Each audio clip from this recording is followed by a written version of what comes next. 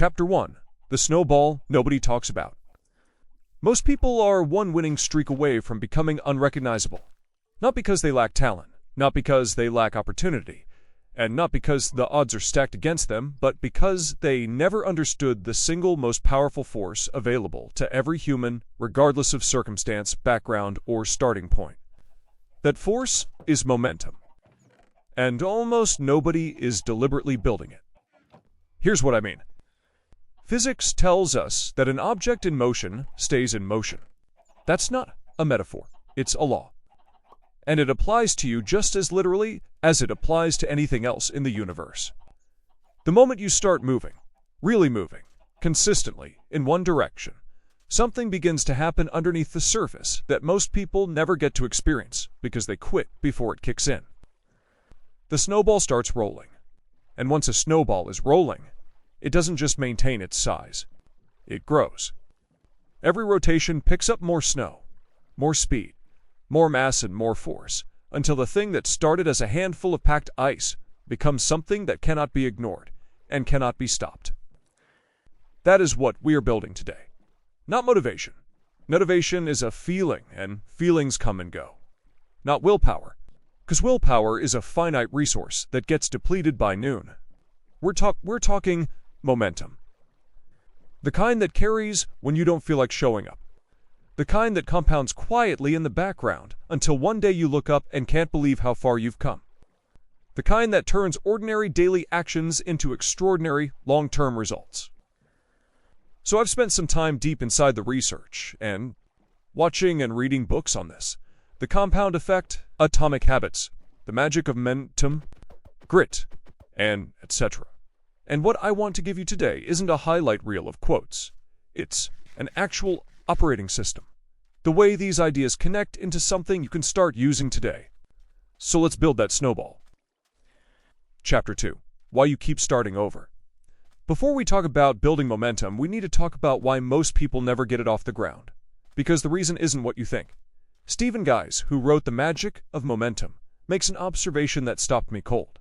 He says most people confuse the absence of results with the absence of progress. They start something, a new habit, a goal, a new version of themselves, and for the first few weeks nothing visible happens. The scale doesn't move, the numbers don't change, and the feedback doesn't come. And so they conclude that it isn't working and they stop. And then they start again, and stop again. And that cycle of starting and stopping is the biggest momentum killer in existence. Because every time you stop, you don't just pause the snowball, you send it back up the hill. Darren Hardy calls the early phase of any new direction the invisible period. It's the stretch of time before the compound effect becomes visible. When you're putting in the work and seeing nothing in return. He uses the analogy of folding a piece of paper in half 50 times. The first 10 folds seem pointless. The paper barely changes. But by fold 42, that paper will reach the moon. The problem is most people never get past fold 15 because it doesn't look like anything is happening. Here's what this means practically. The enemy of momentum isn't failure. It's the impatience that reads the absence of visible results as proof that nothing is working. The first job, before any strategy, before any tactic, is to commit to the invisible period. To agree with yourself in advance that you will not evaluate whether something is working until you've given it enough time for the compound effect to become visible. Because the results are coming. They are always coming. The question is whether you'll be showing up when they arrive. Now here is an unexpected factor I've learned about building momentum, and it comes from both James Clear in Atomic Habits and Stephen Guise in The Magic of Momentum, independently arriving at the same conclusion from different angles. The biggest mistake people make when trying to build momentum is starting too big. I know that sounds backwards, but toward that, big goals require big action, that if you really want something, you go all in immediately. But here's what actually happens when you do that. You create a system that depends entirely on peak motivation and full energy. And peak motivation and full energy are not reliable resources. They show up some days and not others. So you build a machine that only runs on premium fuel, And the moment you're tired, stressed, sick, or just having a bad week, the machine stops. And when that machine stops, the snowball comes back down the hill. What Guys and Clear both found is that the most durable moments come from commitments so small they cannot be reasonably skipped. Clear calls them 2-minute habits, the stripped-down versions of any behavior you want to build. You don't want to commit to running 5 kilometers. You want to commit to putting on your running shoes. You don't commit to writing 1,000 words. You commit to opening the document.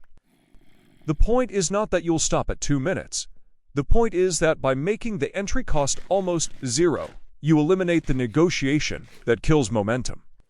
You remove the voice that says, "Not today," because today asks nothing of you except showing up. The practical move is this. Take whatever you're trying to build momentum around right now and cut the commitment to something embarrassingly small. So small it almost feels like cheating. Then do that thing every single day, without exception. Because a streak of 30 small daily actions builds more momentum than 10 heroic efforts spread over a month. Consistency beats intensity every single time when it comes to the early stages of building that snowball. Chapter 4. Stack the wins deliberately. Here's where momentum stops being about discipline and starts becoming genuinely exciting. Once you've got a small, consistent action going, once the snowball is rolling, you start to do something that the research on peak male performance calls win stacking, and it's exactly what it sounds like. Don Yeager, who spent years studying how champions create winning streaks, found that elite performers don't just wait for wins to happen and hope the feeling carries them forward. They deliberately engineer small wins throughout their day, specifically to generate the psychological state that makes the next action easier. The win creates confidence. The confidence reduces resistance.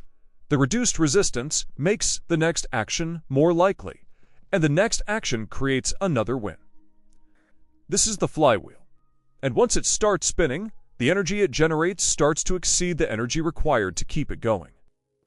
That's the moment when momentum stops feeling like something you have to do and starts feeling something that's just carrying you. The way to stack wins deliberately is to design your days so that the action most tied to your goals come first, before the day has a chance to erode your energy and focus.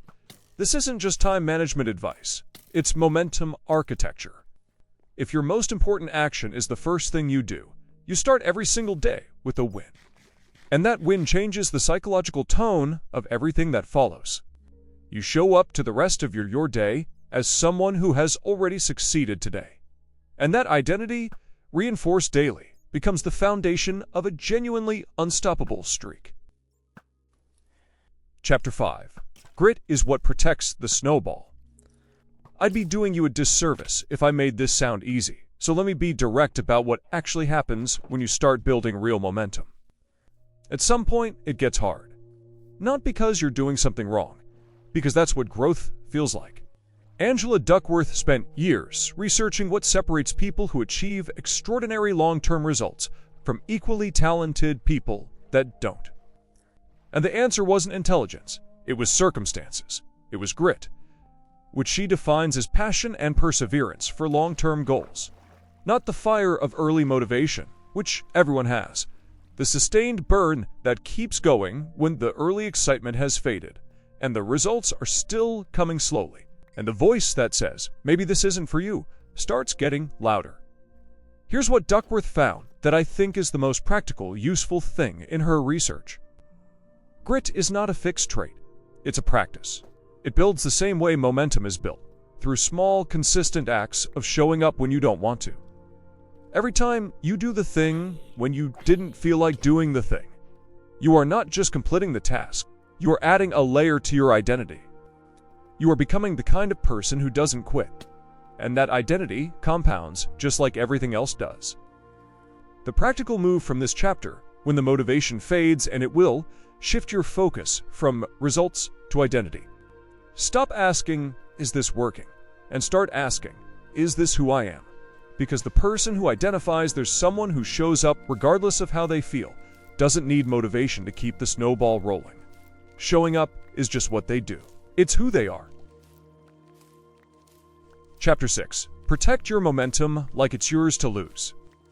One thing the research makes very clear that almost nobody talks about.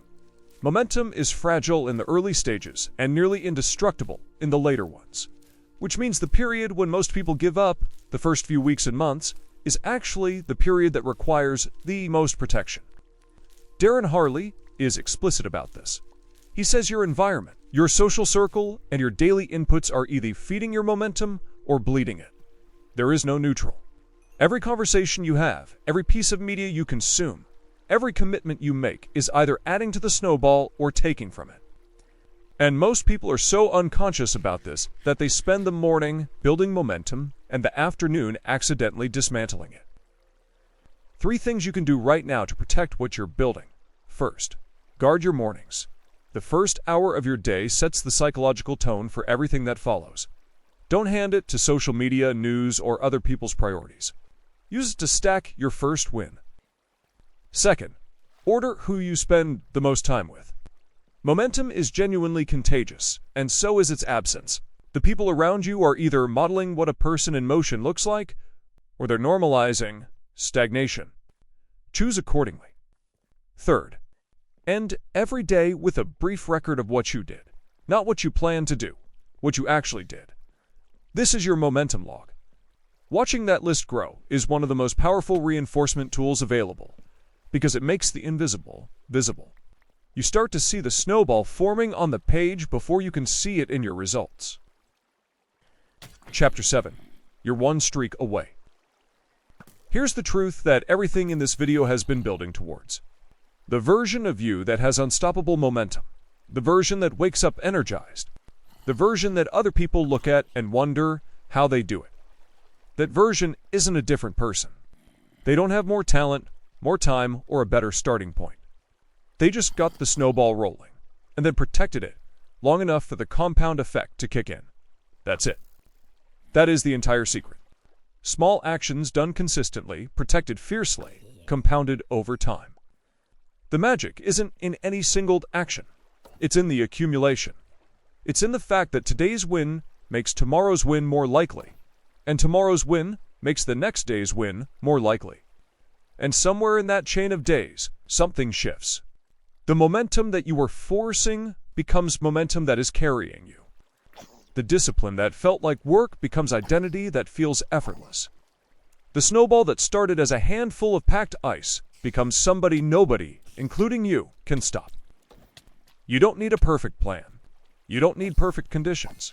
You don't need to feel ready. You just need small win. Today, right now, after this video ends. Pick the smallest possible version of the thing that you've been putting off. Do it before you do anything else. Write it down, and then do it again tomorrow. That's the first rotation of the snowball. Everything else falls from here. So go build it.